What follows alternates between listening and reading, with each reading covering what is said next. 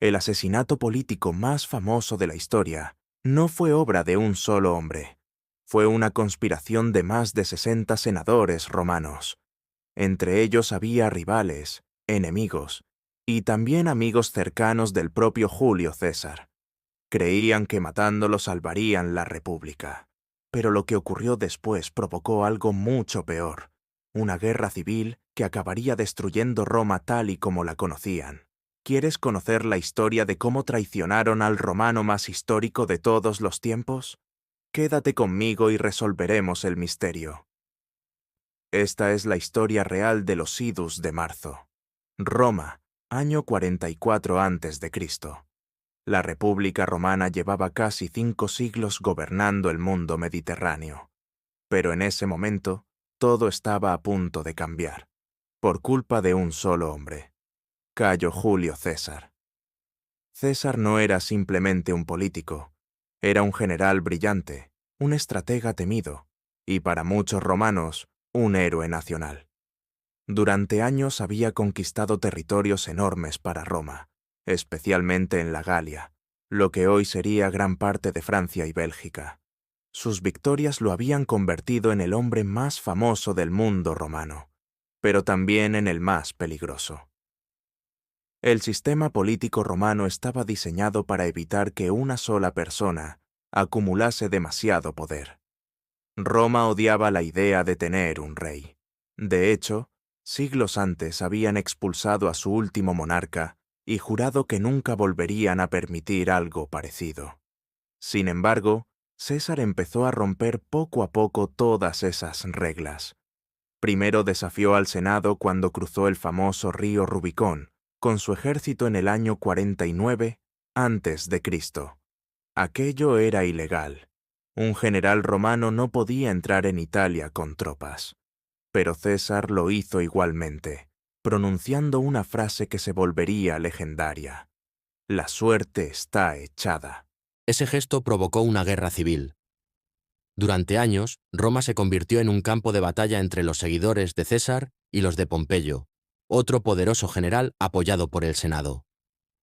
La guerra fue brutal, pero finalmente César ganó.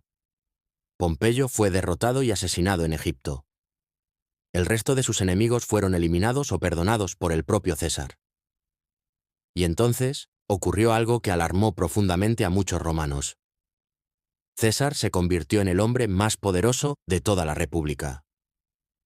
Fue nombrado dictador, una posición que normalmente solo duraba 6 meses en situaciones de emergencia. Pero César fue ampliando ese poder una y otra vez. Primero 10 años. Luego algo aún más radical. En el año 44 a.C., el Senado lo nombró dictador perpetuo. Eso significaba que, en la práctica, César tenía poder absoluto para el resto de su vida. Además, empezó a acumular honores que recordaban demasiado a la monarquía. Su rostro apareció en monedas. Se levantaron estatuas en su honor. Tenía un trono en el Senado. Incluso se hablaba de coronarlo como rey cuando Roma realizara campañas militares fuera de Italia. Para muchos romanos, aquello era una traición a todo lo que representaba la República. Algunos senadores comenzaron a temer que César estuviera construyendo una monarquía disfrazada, y en Roma, convertirse en rey era la línea roja definitiva. Entre esos hombres preocupados había políticos, aristócratas y antiguos aliados del propio César. Algunos lo odiaban por ambición, otros creían sinceramente que estaban salvando a la República. Pero todos compartían una misma conclusión. Si César seguía vivo, Roma ya no sería una república. Así empezó a tomar forma una conspiración que cambiaría la historia. Una conspiración que acabaría con uno de los asesinatos políticos más famosos de todos los tiempos. Y lo más sorprendente es que muchos de los conspiradores eran hombres que César consideraba amigos. La conspiración contra Julio César no fue obra de unos pocos hombres desesperados. En realidad, fue un complot enorme. Más de 60 senadores romanos participaron en el plan para asesinarlo. Entre ellos había figuras muy importantes de la política romana, pero 2 nombres destacan por encima de todos: Marco, Junio Bruto y Cayo Casio Longino. Casio era un político experimentado y uno de los principales organizadores del asesinato. Había luchado anteriormente contra César en la guerra civil y nunca aceptó del todo su derrota. Pero el caso de Bruto era mucho más complejo. Bruto tenía una relación casi familiar con César. Algunos incluso creían que César podía ser su padre biológico, aunque esto nunca se ha confirmado. Lo cierto es que César confiaba en él profundamente. Cuando Bruto había luchado contra él en la guerra civil, César no solo lo perdonó, sino que además le dio importantes cargos políticos después. Y aún así, Bruto acabaría participando en su asesinato. Muchos conspiradores creían que si Bruto participaba en el plan, el asesinato parecería un acto patriótico en lugar de un simple crimen político. Bruto era conocido por su reputación de hombre honorable y defensor de la República. Convencerlo no fue fácil, pero finalmente aceptó. El plan debía ejecutarse con rapidez. César tenía guardaespaldas y era extremadamente popular entre el pueblo y el ejército. Si intentaban matarlo en otro lugar, podía estallar una guerra civil inmediata. Por eso, decidieron atacarlo en un sitio donde César se sentiría completamente seguro: el Senado de Roma. El día elegido sería el 15 de marzo del año 44 a.C., una fecha conocida como los Idus de marzo. Aquella mañana ocurrieron varios detalles extraños que más tarde serían recordados como presagios. Según las crónicas, la esposa de César, Calpurnia, había tenido una pesadilla terrible en la que veía a su marido asesinado. Suplicó a César que no acudiera al Senado ese día. Incluso algunos sacerdotes romanos dijeron haber observado señales negativas en los rituales religiosos. Pero César ignoró todas esas advertencias.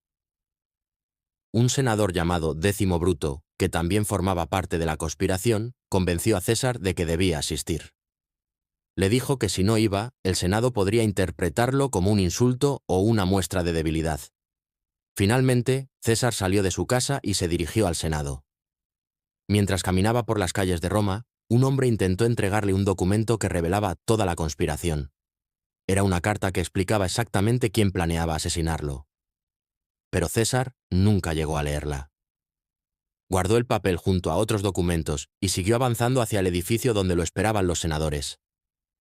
Allí, más de 60 hombres estaban preparados. Algunos escondían dagas bajo sus túnicas. Y todos sabían que, en cuestión de minutos, iban a matar al hombre más poderoso del mundo romano. Cuando Julio César entró en el Senado aquel 15 de marzo, no tenía ninguna sospecha de lo que estaba a punto de ocurrir.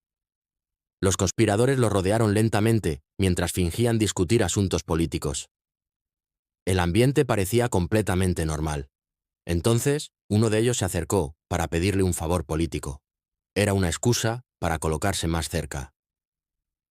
De repente, Casca, uno de los conspiradores, sacó su daga y atacó primero. La primera puñalada no fue mortal.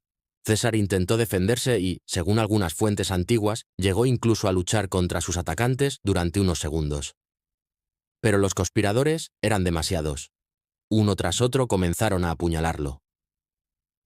En medio del caos, César vio algo que probablemente lo impactó más que cualquier cuchillo. Entre los atacantes estaba Bruto. La famosa frase, «tú también, Bruto», es conocida en todo el mundo, aunque los historiadores no están completamente seguros de que César la dijera realmente. Algunas fuentes dicen que simplemente se cubrió el rostro con su toga cuando vio a Bruto. Sea como sea, el resultado fue el mismo. César recibió 23 puñaladas. Murió allí mismo, a los pies de la estatua de su antiguo rival Pompeyo, el mismo hombre al que había derrotado años antes en la guerra civil.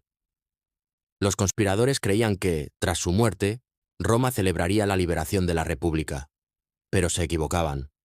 El pueblo romano no reaccionó como ellos esperaban. César era extremadamente popular entre la gente común y entre los soldados. Cuando se anunció su muerte, Roma no celebró. Roma estalló. El asesinato provocó un caos político inmediato. Los conspiradores tuvieron que huir de la ciudad mientras los seguidores de César organizaban su funeral. Durante ese funeral ocurrió algo decisivo. Marco Antonio, aliado de César, dio un discurso famoso en el que mostró al público el cuerpo del dictador lleno de heridas. Aquello enfureció a la multitud. Las masas comenzaron a buscar a los conspiradores. Lo que siguió fue otra guerra civil que acabaría destruyendo definitivamente la República Romana. Años después, el heredero adoptivo de César, Octavio, derrotaría a todos sus rivales y se convertiría en Augusto, el primer emperador de Roma. Irónicamente, los hombres que mataron a César para salvar la República terminaron provocando exactamente lo contrario. Porque después de su muerte, Roma ya nunca volvería a ser una república.